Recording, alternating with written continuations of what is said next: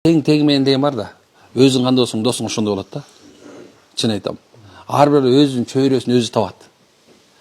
Ошол себептен ким менен кошулуп жүргөнүн карашың керек. Ким менен дос. Дайыма мен айтам да, силерге мындай азыркыча айтканда мотивация берип аткан адамдар менен бирге болгула. Сизди алдыга түрткү бере турган адамдар менен бирге болгула. Ушундай издеш керек. Жанагындай бир токойдун арасынанчы керектүү болгон, түз шыңгыттай болгон карагайды издеп барып кыясың да. Туурабы?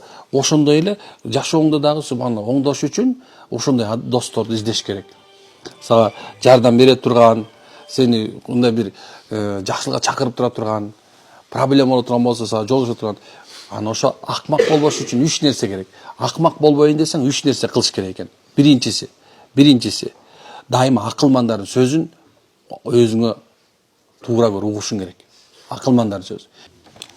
Кабыл алгыла ошону. Экинчиси болсо сени дайыма түрткү берип аткан, акылдуулукка түрткү берип аткан илимди алгыла.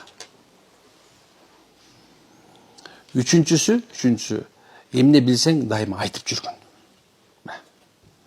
Ушу 3 нерсе адамды акмактыктан чыгарат, наадандыктан чыгарат, илимсиздиктен чыгарат. Муну мен айткан жокмун. Муну Хасан аль-Басри рахматуллах айткан. Ушундай экен. Демек, акмак менен дос болбо. Bir күнү болсо bir күнү эмне болуп кеткен? Сатып кетиши мүмкүн экен. Жашоо ушундай экен.